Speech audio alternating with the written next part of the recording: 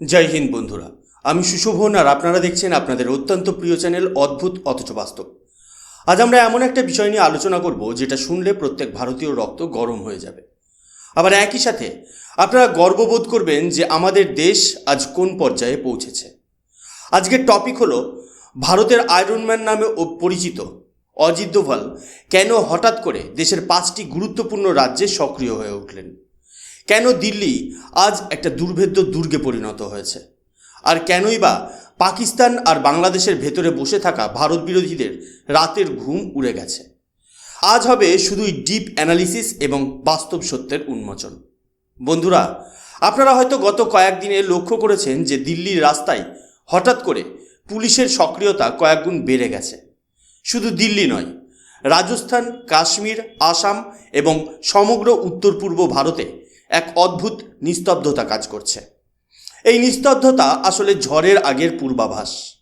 ভারতের national security adviser Ajit Doval যখনই কোনো বিষয়ে ব্যক্তিগতভাবে হস্তক্ষেপ করেন, তখনই বুঝে নেবেন যে ভারতের ইন্টেলিজেন্স ব্যুরো বা এর কাছে এমন কোনো ক্লাসিফাইড ইনফরমেশন এসেছে যা ভারতের সার্বভৌমত্বের উপর বড়সড় আঘাত করতে পারত।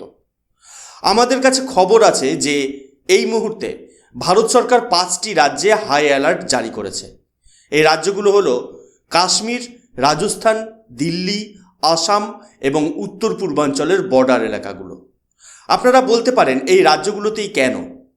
কারণ এনিমি বা আমাদের যে চিরশত্রু দেশগুলো রয়েছে তারা নিউ ইয়ার বা নতুন বছরের প্রাক্কালে ভারতকে রক্তাক্ত করতে চায়। তারা চায় ভারতের মাটিতে রক্ত ঝরুক, যাতে আন্তর্জাতিক মহলে ভারতে যে ক্রমবর্ধমান সম্মান বা বিনিয়োগ আসার পরিবেশ তৈরি হয়েছে তাতে একটা বড়সড় ধাক্কা লাগে। সব থেকে আগে কথা বলা যাক দিল্লিকে নিয়ে। দিল্লিতে গত 24 থেকে 48 ঘন্টায় যা হয়েছে তাকে আমরা বলতে পারি ম্যাসিভ ক্লিন আপ অপারেশন। এর নাম দেওয়া হয়েছে অপারেশন আঘাত। দিল্লি পুলিশের স্পেশাল সেল এবং কেন্দ্রীয় গোয়েন্দা সংস্থাগুলো মিলে দিল্লির আনাচে কানাচে থেকে প্রায় 1000-এর বেশি সন্দেহভাজনকে গ্রেপ্তার করেছে এবং প্রায় 1300 থেকে 2000 জনকে ডিটেইন করা হয়েছে। ভাবুন একবার, একটা দেশের রাজধানীর ভেতরে এত বিশাল সংখ্যায় মানুষ লুকিয়েছিল যারা কিনা ভারতের নিরাপত্তার জন্য হুমকি। এরা কোনো সাধারণ চোর পকেটমার নয়। এরা হলো সেই সব স্লিপার সেলস যারা সাধারণ পেশার আড়ালে কেউ অটো চালক, কেউ বা দোকানদার, কেউ বা দিনমজুর সেজে আমাদের মধ্যেই বসবাস করছে। এরা পাকিস্তানের আইএসআইয়ের জন্য আইজ অ্যান্ড এয়ার হিসেবে কাজ করত। এদের কাজ হলো ভারতীয় সেনার গতিবিধি বা ভিড়ভাট্টা এলাকার উপর নজর রাখা এবং সুযোগ বুঝে বিস্ফোরণ ঘটানো। অপারেশন আঘাত এর মাধ্যমে এই সিন্ডিকেট বা এই বিষাক্ত কার্টেলের শিকড় উপড়ে ফেলার কাজ শুরু হয়েছে। কেন এই কঠোর পদক্ষেপ? কারণ গত কয়েক বছরে পেহেলগামের ঘটনা বাদ দিলে ভারতে কোনো বড় ধরনের জঙ্গি হামলা বা বিস্ফোরণ হয়নি। এটা আমাদের জন্য এক বিশাল বড় ন্যাশনাল প্রেস্টিজের বিষয়।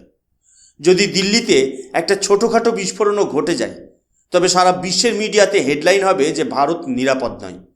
আর এর ফলে ভারতের অর্থনীতিতে যে জোয়ার এসেছে তা থমকে যেতে পারে।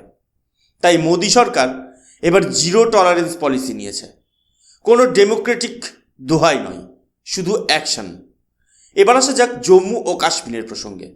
আমরা জানি যে কাশ্মীর থেকে 370 ধারা ওঠার পর সেখানে পরিস্থিতির আমূল পরিবর্তন হয়েছে। কিন্তু পাকিস্তান কি এত সহজে শান্ত হবে? না। গোয়েন্দা রিপোর্ট বলছে প্রায় 35 থেকে 40 জন উচ্চশিক্ষিত এবং প্রশিক্ষণপ্রাপ্ত উগ্রবাদীকে জম্মু অঞ্চলে অনুপ্রবেশ করানো হয়েছে।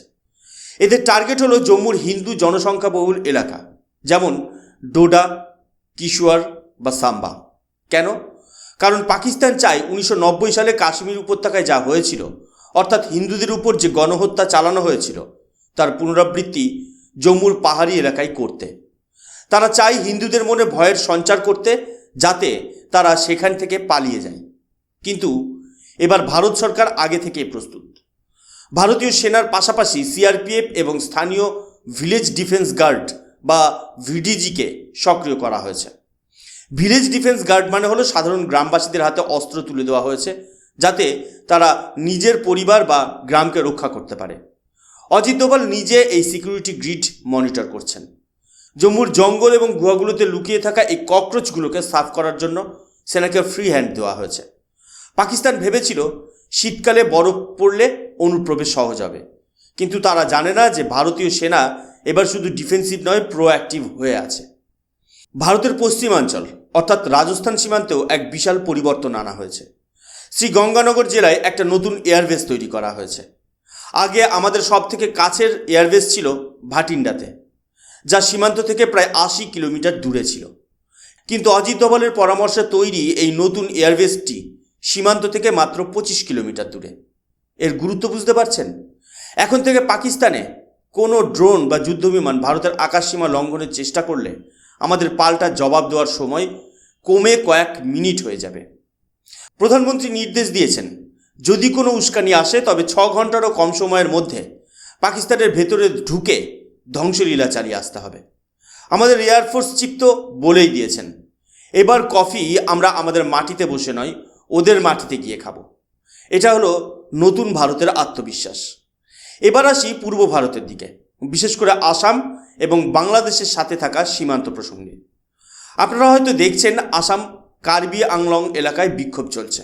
বলা হচ্ছে সেখানে সেনার বেস তৈরি করতে দেওয়া হবে না। এটা কি নিছক সাধারণ প্রতিবাদ? একদমই নয়। এটা হলো একটা বড় জিওপলিটিক্যাল টুলকিটের অংশ। বাংলাদেশ এখন এক অস্থির পরিস্থিতির মধ্যে দিয়ে যাচ্ছে। সেখান থেকে প্রচুর সংখ্যায় অবৈধ অনুপ্রবেশকারীরা ভারতে ঢোকার চেষ্টা করছে। আসামের মুখ্যমন্ত্রী হিমন্ত বিশ্ব শর্মা সেখানে একটা শক্ত দেওয়াল হয়ে দাঁড়িয়ে আছেন।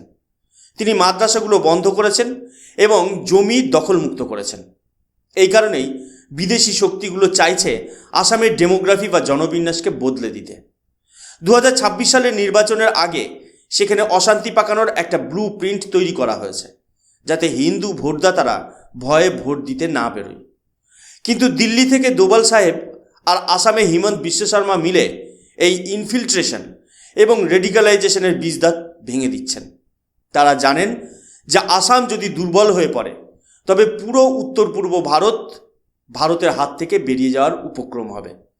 তাই সেখানে মাদ্রাসার আড়ালে চলা উগ্রবাদী শিক্ষা এবং ডেমোগ্রাফিক ইনভার্সন রোখার জন্য সব রকমের হার্ড পাওয়ার ব্যবহার করা হচ্ছে।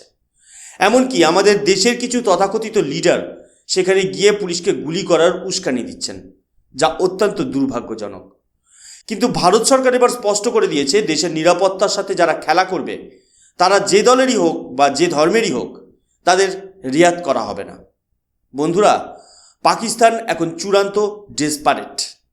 আসিম মুনির বা আসিফ আলী জারদারি যখন বড় বড় কথা বলেন যে আমরা মোদির চোখের বদলে চোখ তুলে নেব, তখন আসলে তারা নিজেদের ভেতরের ভয়টাকে লুকানোর চেষ্টা করেন। অপারেশন সিন্দুরের সময় তারা দেখেছে যে ভারত কতটা প্রিসিশন এবং নির্ভুলভাবে স্ট্রাইক করতে পারে। জারদারি নিজেই স্বীকার করেছেন যে ভারতীয় মিসাইল কখন কোন দিক থেকে আসবে তা বোঝার ক্ষমতা তাদের নেই। অথচ ক্যামেরার সামনে তারা ধর্মের চূর্ণ খাইয়ে সাধারণ পাকিস্তানিদের পাগল করে রাখে। কিন্তু ভারত এখন আর আগের মতো নরম দেশ নয়। আমরা এখন আর শুধু নিন্দা জানাই না, আমরা এখন ঘরের ভেতরে ঢুকে মারতে জানি।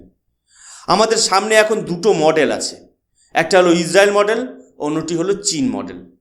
চীন যেভাবে উগ্রবাদকে দমন করে বা ইসরায়েল যেভাবে নিজের অস্তিত্ব রক্ষার জন্য লড়াই করে, ভারতকে আজ সেই পথেই হাঁটতে হবে। ডোনাল্ড ট্রাম্প যেমন মুসলিম দেশগুলোর উপর ভিসা নিষেধাজ্ঞা জারি করেছিলেন, ভারতকেও সেই পথেই হাঁটতে হবে। যারা অবৈধভাবে এখানে থাকছে, আমাদের সম্পদ খাচ্ছে আর আমাদের দেশ ধ্বংস করার স্বপ্ন দেখছে, তাদের জন্য এই দেশে কোনো জায়গা নেই। শেষ করার আগে আমি একটা কথাই বলবো, আমাদের উচিত কৃষ্ণের মতো হওয়া। প্রয়োজন পড়লে ধর্মের রক্ষায় ছলচাতুরি বা কঠোর পদক্ষেপ নিতে আমাদের পিছিয়ে আসা উচিত নয়। যদি এই দেশকে সুরক্ষিত রাখতে হয় তবে এই ককরোচ বা উইপোকাদের সাফ করতেই হবে। অজিত দোভাল সেই কাজটাই করছেন। দিল্লি থেকে কাশ্মীর, রাজস্থান থেকে আসাম, গোটা দেশ আজ একটা ফোর্ট্রেস বা দুর্গে পরিণত হয়েছে, যাতে আপনি এবং আপনার পরিবার নিরাপদে ঘুমাতে পারেন। অপারেশন আঘাত এবং অপারেশন সিন্দুর, এই দুটোই হলো ভারতের সেই বার্তা যা বুঝিয়ে দিচ্ছে যে 2025 বা 2026 সালে ভারত কোনো ভুল ক্ষমা করবে না। শত্রু যদি 1 পা বাড়ায়, তবে আমরা 10 পা বাড়িয়ে তাদের বিনাশ নিশ্চিত করব। এই লড়াই শুধু সরকারের নয়, এই লড়াই আপনার এবং আমারও। আমাদের সচেতন হতে হবে, আমাদের চারপাশে সন্দেহজনক গতিবিধির উপর নজর রাখতে হবে। আপনাদের কি মনে হয়, ভারত সরকার যে কঠোর পদক্ষেপ নিচ্ছে তা কি সঠিক, নাকি আমাদের আরও বেশি আক্রমণাত্মক হওয়া উচিত? কমেন্ট সেকশনে অবশ্যই আপনাদের মতামত জানান। ভিডিওটি ভালো লাগলে শেয়ার করুন, যাতে প্রত্যেক ভারতীয় জানতে পারে যে আমাদের নিরাপত্তা বাহিনী আমাদের জন্য কতটা পরিশ্রম করছে। আজ এই পর্যন্তই, দেখা হবে পরের ভিডিওতে। জয় হিন্দ, বন্দে মাতরম, ভারত মাতা কি জয়।